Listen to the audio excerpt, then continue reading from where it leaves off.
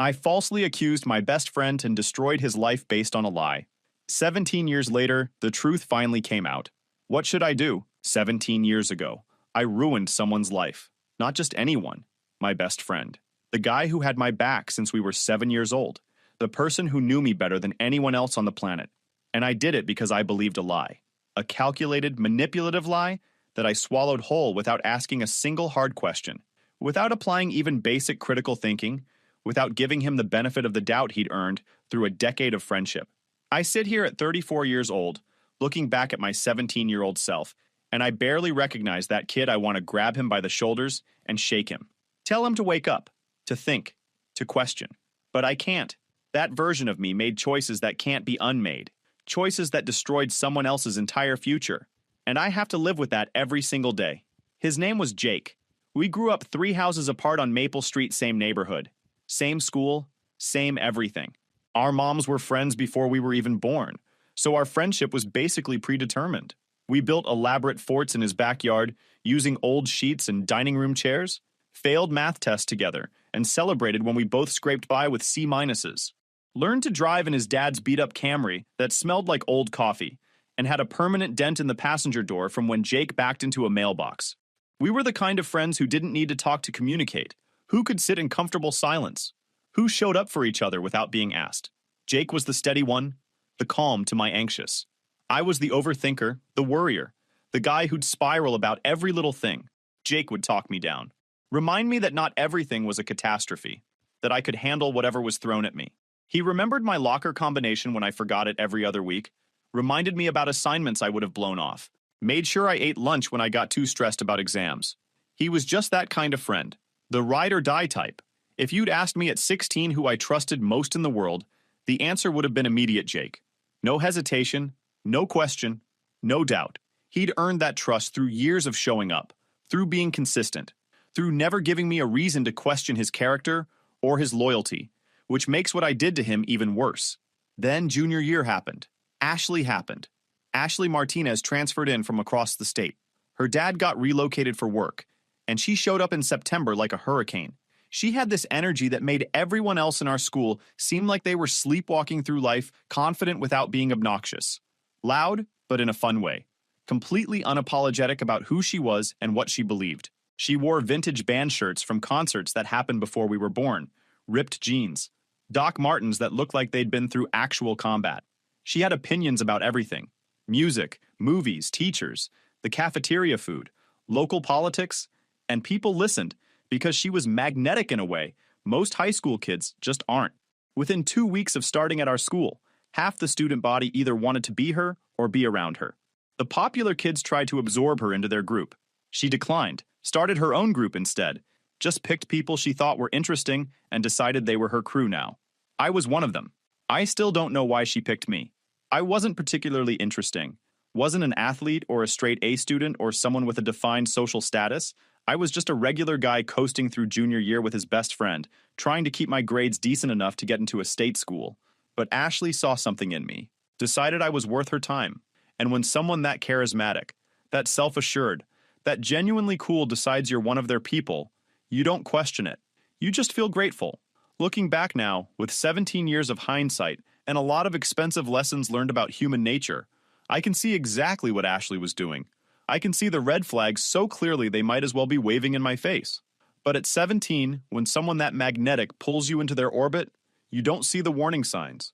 You just feel lucky to be there. Jake wasn't a fan from the start. He never said it outright, but I could tell. When Ashley was around, he'd get quiet, withdraw into himself, pull back from conversations. I thought he was being weird about me having another close friend, jealous that I was spending time with someone new. We'd been best friends for so long that maybe he felt threatened by someone else occupying space in my life. I didn't push it.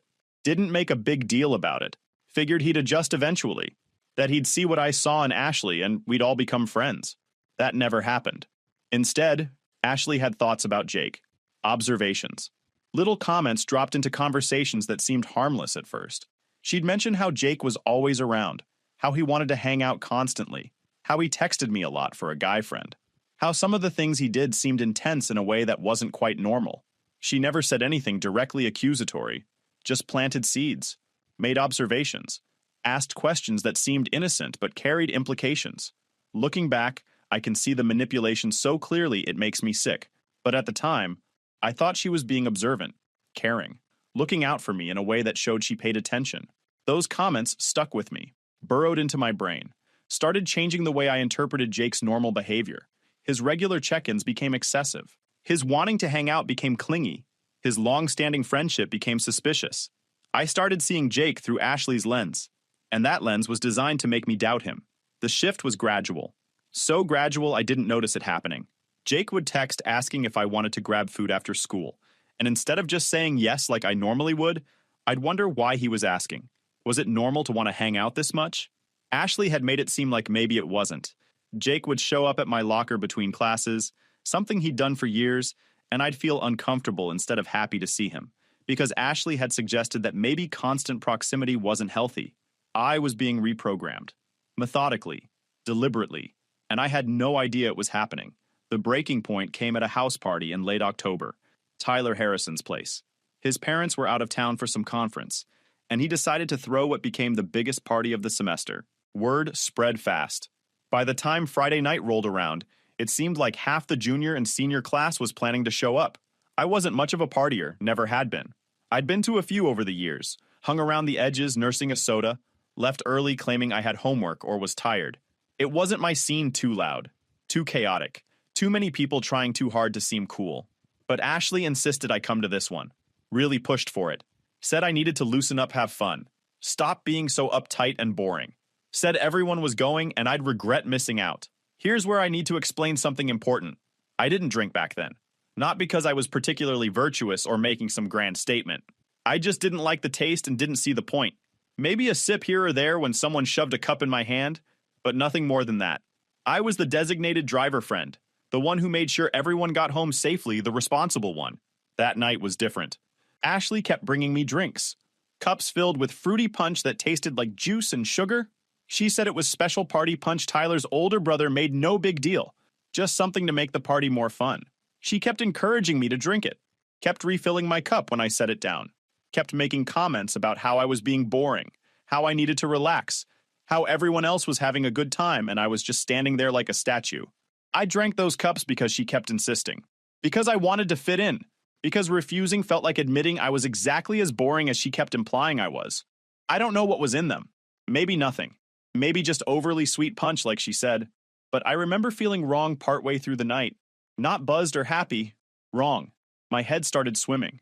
My vision got blurry around the edges. My limbs felt disconnected from my body, like I was piloting myself from somewhere far away and the controls weren't responding right. I told Ashley I didn't feel good, that something was off, that I needed to sit down. She got immediately concerned, wrapped her arm around me, guided me away from the main party area toward one of the side bedrooms Tyler's family used as a guest room, helped me onto the couch in there, told me to stay put, that she'd check on me in a bit, make sure I was okay. She pulled a blanket over me, turned off the main light, left just a lamp on in the corner, told me to rest. I remember her closing the door. I remember the muffled sound of music and voices from the rest of the house. I remember the room spinning even with my eyes closed. I remember feeling scared and confused and not understanding what was happening to me. And then nothing. Complete blackness. No dreams. No sense of time passing. Just gone. I woke up the next morning in my own bed at Mrs. Patterson's house. No memory of leaving Tyler's party. No memory of getting home. No memory of anything past lying on that couch. I was still wearing my clothes from the night before. Shoes still on. Phone dead in my pocket. My head felt like it had been split open with an axe. My stomach was churning. My mouth tasted like something had died in it. I'd never felt that terrible in my entire life. I managed to plug in my phone and stumbled to the bathroom to vomit. Nothing came up but bile. When I finally checked my phone, there were dozens of missed texts and calls. Jake asking if I was okay. Jake asking if I needed a ride home. Jake saying he heard I wasn't feeling good and wanted to check on me. Other friends asking where I'd disappeared to Mrs. Patterson, asking when I'd be home. The timestamps showed I'd been completely unreachable from about 10:30 the night before. Until I woke up, I couldn't focus enough to respond. Just wanted the room to stop spinning and my stomach to settle. Took a shower. Changed clothes. Laid back down. Tried to piece together what happened. The whole thing was just fragments. Ashley handing me drinks. Feeling wrong. The guest room. Darkness. Nothing else. Ashley showed up at Mrs. Patterson's house around noon, let herself in through the side door like she'd done plenty of times before, came upstairs and knocked on my bedroom door. I sat on the edge of my bed with this expression I'd never seen on her face before. Serious. Almost pained. She asked how I was feeling. I said terrible, like I'd been run over. She nodded slowly, bit her lip, said she needed to tell me something. Something important. Something she'd been debating whether to say all morning, but decided I deserved to know. My stomach dropped. The way she was acting, the tone of her voice, the look on her face. I knew whatever she was about to say was bad. According to Ashley, she'd gone back to check on me like she promised, wanted to make sure I was okay, see if I needed anything. When she opened the door to that guest room, Jake was there, inside the room. With me, she said he was kneeling next to the couch, that his hands were on me, that he was trying to undo my jeans. She said she screamed at him, asked what he was doing. He'd looked up at her, shocked, and run out of the room without saying a word. She said she stayed with me after that, made sure I was okay, eventually got me home safely when she felt confident I could move without hurting myself. She said she hadn't wanted to tell me, didn't want to upset me or make me deal with something traumatic, but she thought I deserved to know what almost happened. What would have happened if she hadn't come back to check on me when she did? I felt like the ground opened up beneath me, like reality itself cracked apart. Jake? My Jake? The guy I'd trusted since elementary school? The friend who'd never given me a single reason to doubt his character? My brain immediately tried to reject it, search for alternative explanations. Maybe she was mistaken. Maybe it was someone else. Maybe she misunderstood what she saw. But Ashley was certain, absolutely certain. She described it in detail.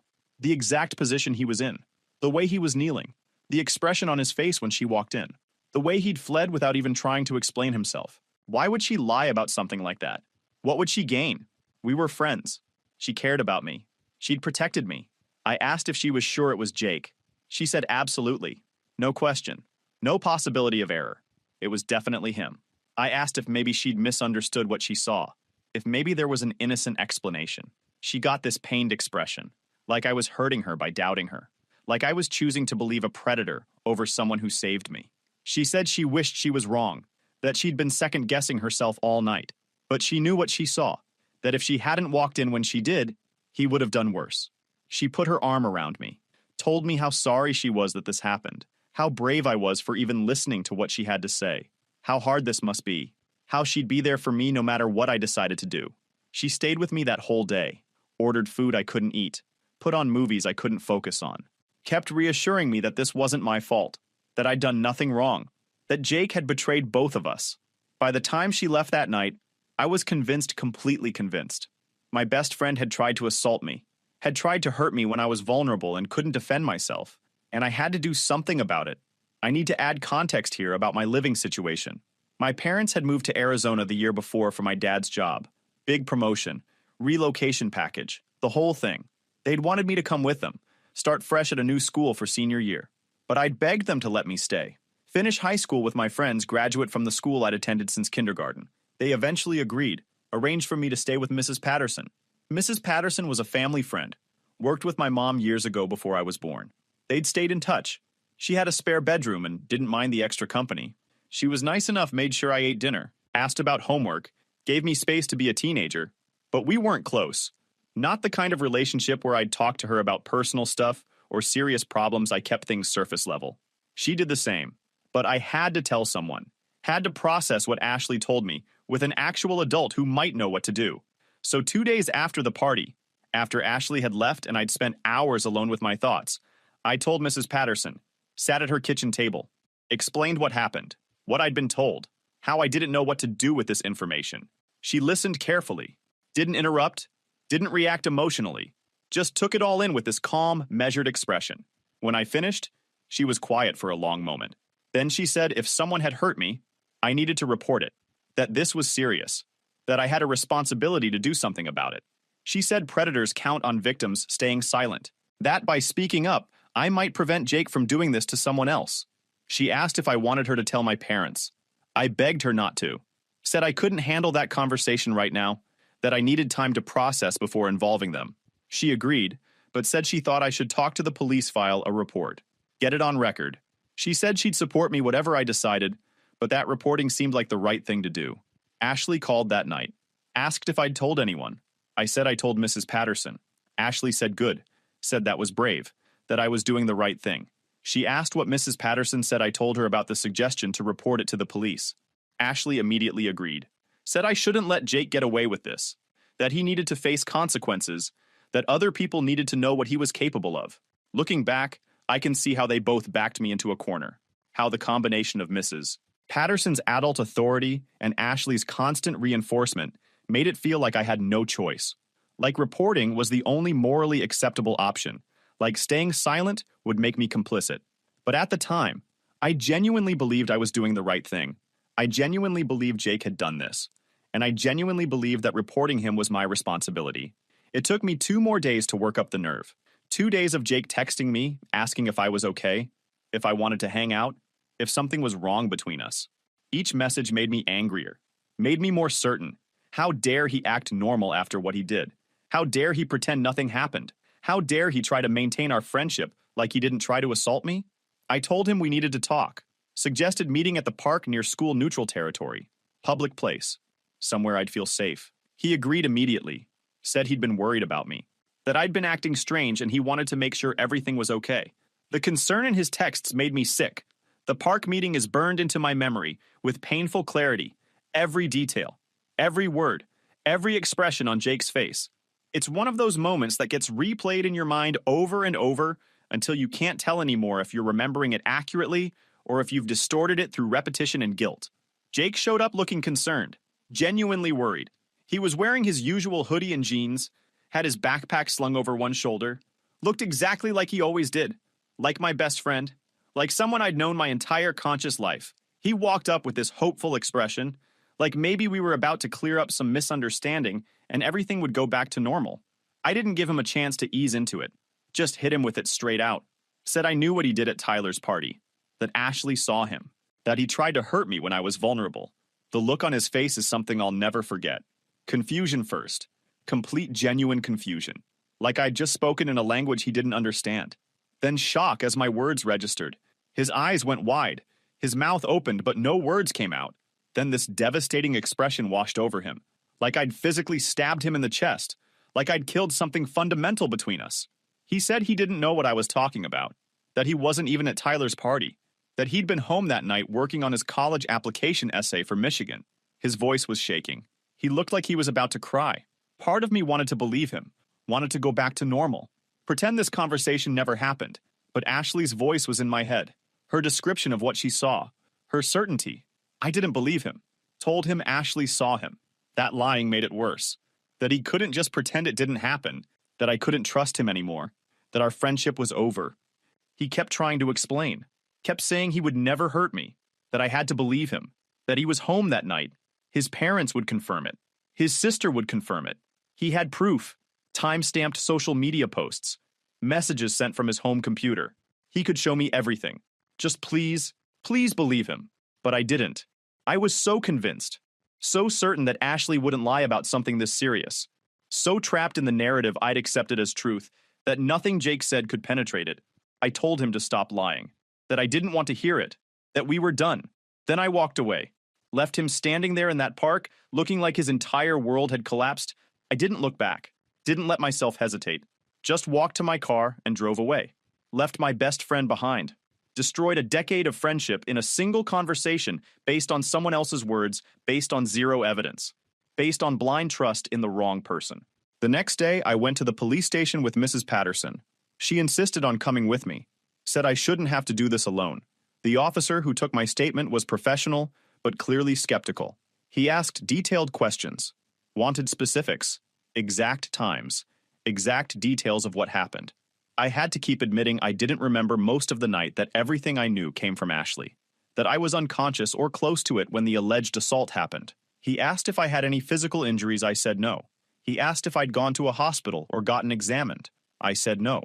He asked if there were any other witnesses besides Ashley. I said I didn't know. He wrote everything down with this neutral expression that I couldn't read. Said they'd investigate. Asked for Ashley's contact information so they could get her statement. Thanked me for coming forward. Mrs. Patterson drove me home. Said I'd been brave. That reporting, it was the right thing to do even if it was hard. That Jake would be held accountable if the investigation confirmed what happened. I nodded but felt numb. The reality of what I'd just done was starting to sink in. I'd reported my best friend to the police. There was no taking that back. Jake was brought in for questioning within a week. I don't know what they asked him or what he said, but word spread through school immediately.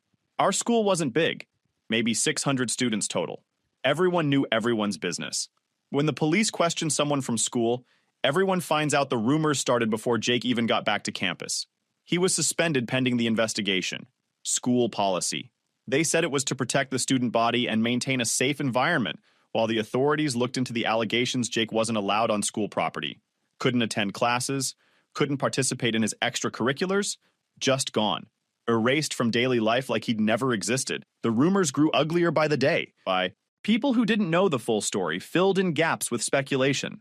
Some said he'd assaulted multiple people. Others said there was physical evidence.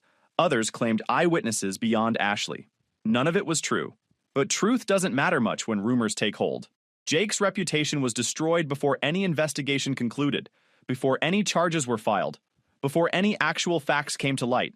He tried to contact me once, left a voicemail. I didn't listen to the whole thing. Deleted it halfway through because hearing his voice made me feel like I was betraying myself. Like I was weak for even considering his side. Ashley said that was normal. That manipulators try to make you doubt yourself. That I needed to stay strong. The investigation dragged on for weeks. Jake maintained his innocence. Provided his alibi. His parents backed him up. Said he'd been home that night. But Ashley's testimony was damning. She was the witness. She saw it happen.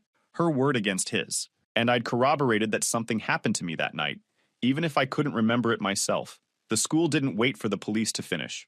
They expelled Jake based on their own investigation, said they had a zero-tolerance policy for this kind of behavior, that even without criminal charges, they couldn't have him on campus. His parents hired a lawyer, fought it. But schools have broad authority in these situations. The expulsion stood. That's when things really fell apart for Jake. The police investigation eventually concluded without charges.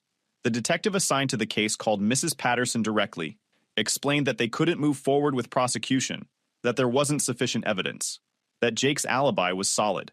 That conflicting statements and the lack of any corroborating evidence beyond Ashley's testimony made the case impossible to prove beyond reasonable doubt. Mrs. Patterson relayed this to me like it was a failure of the justice system. Like Jake had gotten away with something on a technicality. I felt frustrated, angry. Betrayed by a system that was supposed to protect victims. Ashley was even more vocal about it. Said this was exactly why people didn't come forward. That the burden of proof was too high. That predators knew how to work the system. That I'd done everything right, but the world wasn't fair. What neither of them said, what neither of them even suggested, was that maybe the lack of evidence wasn't because Jake was clever. Maybe it was because nothing actually happened. Maybe Ashley's story was the problem, not the investigation. But that thought never entered my mind. I was too invested in the narrative I'd accepted, too convinced that questioning it would make me weak or naive. Jake's reputation was destroyed regardless of the police decision. The expulsion was permanent. College applications that had seemed so promising in the fall turned into rejection after rejection. Schools that had been interested in his grades and test scores suddenly went silent when they learned about the expulsion. The ones that bothered to respond cited concerns about campus safety and their zero-tolerance policies. Jake's carefully planned future evaporated in a matter of weeks. I heard bits and pieces through mutual friends who were still willing to talk to me. Jake's parents were devastated. His mom stopped going to her book club. His dad stopped showing up at the local diner where he'd had coffee every Saturday morning for years. They became ghosts in their own community, present but invisible, avoided, pitied, whispered about. Jake himself basically vanished, stopped posting on social media, stopped going to places he used to frequent. Stayed home. I heard he was working with a tutor to finish his senior year credits remotely, that he was applying to community colleges, that his parents were looking at jobs in other states, that the whole family was planning to leave as soon as Jake graduated. They did leave. In March of our senior year, right before spring break, the house 3 doors down from where I grew up went up for sale. The moving truck came on a Saturday. I wasn't there to see it. I was still living with Mrs. Patterson, but my parents called me, said Jake's family was gone, that the neighborhood felt different without them, that it was sad to see such a nice family driven away by scandal. They said it like scandal was this abstract thing, like it wasn't a direct result of specific actions taken by specific people. Like I hadn't been the one who set everything in motion with a police report based on blind trust and zero evidence. Senior year ended. Graduation happened. I walked across that stage and accepted my diploma and pretended everything was fine. Ashley was there cheering. Mrs. Patterson was proud. My parents flew in and told me how strong I'd been, how mature I'd handled everything. I didn't feel strong. I felt hollow, but I pushed those feelings down, focused on college, on starting fresh somewhere new. Ashley and I both ended up at the same state university. She'd pushed for it. Said we should stick together after everything we'd been through. I agreed. It seemed natural. Now I realized she was ensuring I stayed under her control. We were roommates that first semester. Fell into a routine, classes, meals, study sessions, parties. It felt normal, felt like a fresh start, but the possessive behavior continued. Ashley would get upset if I made plans without her, would want detailed explanations of where I was going, would make comments about new friends, little observations that planted doubt, just like she'd done with Jake. She'd point out how someone I was becoming friendly with seemed fake, or how they were probably just using me, or how they reminded her of people who'd hurt her in the past. She'd frame it as looking out for me, protecting me, making sure I didn't get taken advantage of by people who didn't have my best interests at heart. And I'd listen. I'd pull back from those new friendships, keep my social circle small and centered around Ashley. It took until sophomore year for me to start seeing the pattern. I'd made friends with a guy in my economics class, Ryan. Good guy. Studied hard. Had a girlfriend. We'd grab lunch between classes, work on problem sets, normal friend stuff. Ashley hated it immediately. Started making comments about how Ryan seemed too interested, how the time we spent together seemed excessive, how his girlfriend probably didn't know we hung out this much. It hit me like cold water. Those were the exact same comments she'd made about Jake. The same insinuations. The same pattern. Taking normal friendship and twisting it into something suspicious. And suddenly, I could see it all. I started pulling back from Ashley, making excuses, building a social life that didn't revolve around her. She didn't take it well, got more demanding, more hostile, would show up uninvited to group hangouts, create drama over minor things. Our friendship felt suffocating now, toxic. I could see the manipulation playing out in real time, but I still didn't connect it to Jake. Still didn't let myself consider that if Ashley was manipulative now, maybe she'd been manipulative then too. We moved into different dorms for junior year. I claimed I needed space to focus on coursework. She was hurt angry, accused me of abandoning her. It was manipulation, emotional blackmail. But I held firm. Ashley and I stayed in touch but grew distant. By senior year, we barely spoke. She'd found a new friend group. I felt relieved to be out of her orbit. But I still believed her about Jake. Still accepted her version as truth, because questioning it would mean admitting I'd destroyed my best friend's life over a lie. I wasn't ready for that. The real unraveling happened during winter break of my senior year. I was home visiting my parents in Arizona for a couple weeks. Needed to get away from campus. Clear my head. Think about what came next after graduation. I'd driven to a local coffee shop one afternoon. Sat by the window with a book I wasn't really reading. Just needed to be out of the house. That's when I ran into Melissa. She'd been a year ahead of us in high school. Smart girl. Debate team captain. Now doing graduate work in environmental science somewhere back east. We recognized each other immediately. Started talking about where everyone ended up, what people were doing, who stayed in touch. Normal catching up conversation. She mentioned Jake in this casual way. Said she'd heard through the grapevine that he was working 2 jobs somewhere in Michigan, living with his parents. Hadn't been able to get into any decent schools after the expulsion. Had to start at community college and work his way up. She said it like she was just sharing gossip, updating me on someone we both used to know. Then she said something that made my blood run cold. She said she never believed he did it. That Jake was one of the good ones. That the whole thing never made sense to her. That it seemed wrong from the start.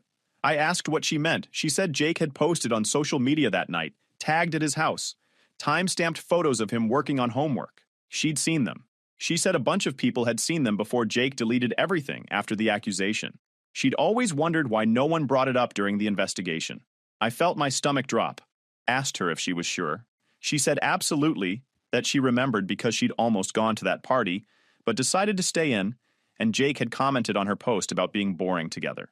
She pulled out her phone, showed me old screenshots she'd saved from that night, group chat messages, Jake complaining about college apps asking for help with his essay, time-stamped during the party, during the time he was supposedly at that party, at that house.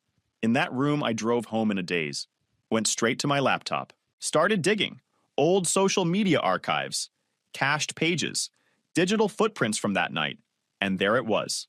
Evidence. Clear, time-stamped evidence that Jake had been exactly where he said he was home, working on college applications, nowhere near that party. Which meant Ashley lied. Not misremembered, not mistaken. Lied, deliberately, convincingly, about something that destroyed another person's life. I confronted her over video call. She denied it at first, said I was remembering wrong, that those timestamps must be fake. But I kept pushing, kept presenting evidence. And finally, she broke, admitted it, said she made it up, that she was jealous of my friendship with Jake, that she wanted me to herself, that she didn't think it would go as far as it did, that once it started, she couldn't take it back without looking like a liar. So she just kept going, kept reinforcing the story, kept manipulating me into believing her. She actually expected me to understand, to forgive her, said we'd been through so much together, that our friendship was real even if the accusation wasn't, that it happened so long ago we should just move past it. I hung up, blocked her on everything, sat in my room for hours, trying to process what I'd learned, what I'd done, what I'd destroyed based on a lie I never questioned. Jake didn't do anything wrong. He was exactly who I always thought he was. A good guy, a loyal friend, someone who would never hurt me. And I annihilated his life anyway, reported him to police, got him expelled, ruined his reputation, derailed his future, let his family get driven out of town, all because I trusted the wrong person. I spent the next few weeks trying to figure out what to do. Part of me wanted to find Jake immediately, apologize, try to make it right somehow. But another part of me knew that nothing I could say would undo the damage. Nothing I could do would give him back those years, the opportunities he lost, the reputation that got destroyed. How do you apologize for something like that? How do you even begin? I reached out to mutual friends who might know where Jake ended up. Most didn't want to talk to me. A few told me in no uncertain terms what they thought of me. One eventually gave me an email address, said Jake probably wouldn't respond, but I could try. Said I didn't deserve his forgiveness, but it was on me to at least own what I did. I wrote that email 100 times, deleted it 100 times. How do you condense that kind of betrayal into words? How do you explain that you believed a lie without sounding like you're making excuses? I finally sent something short, said I learned the truth, that I was wrong, that Ashley lied, and I believed her without question, that I was sorry, that I understood if he never wanted to hear from me again, but I needed him to know I knew the truth now. He didn't respond. Days turned into weeks. I didn't blame him. I wouldn't have responded either. Then, almost a month later, I got a reply. 3 paragraphs. He said he appreciated me reaching out, that he'd known the truth the whole time, obviously, but knowing I finally believed him was something he said the last 17 years had been hard, that he'd eventually gotten into a community college, worked his way up, had a decent job now, a life, but it wasn't the life he'd planned, wasn't the future he'd worked for. He said he didn't hate me, which surprised me. Said he'd been angry for a long time, but mostly just felt sad about the whole thing, about what we lost, about how easily everything fell apart. He said he didn't think we could be friends again. Too much damage, too much history. But he forgave me. Said holding on to anger wasn't worth it. That he hoped I learned something from this. That I'd be more careful about who I trusted, about whose word I took without evidence. That last line gutted me, because he was right. I'd taken Ashley's word as gospel, never questioned her, never asked for proof, never considered that she might have her own agenda. I'd been so convinced that someone I trusted wouldn't lie about something that serious that I never stopped to think that maybe, just maybe, I was wrong. Jake said he wished me well, said he hoped I had a good life, said he was moving forward and I should too. And that was it, polite, measured, forgiving in a way I didn't deserve. He didn't curse me out, didn't tell me I ruined his life, didn't demand anything from me, just acknowledged what happened and moved on. I haven't contacted him since, figured I'd done enough damage. He gave me more grace than I had any right to expect. The least I could do was respect his boundaries and leave him alone. It's been years since that email exchange. I'm in my mid-30s now, have a career, a life, friends who don't know this story, but it's always there. This weight I carry, this knowledge that I destroyed someone's life because I was too naive, too trusting, too weak to question the narrative I was fed. If you enjoyed this video, please hit that subscribe button. It really helps the channel and help us bring you more and better stories. Thanks.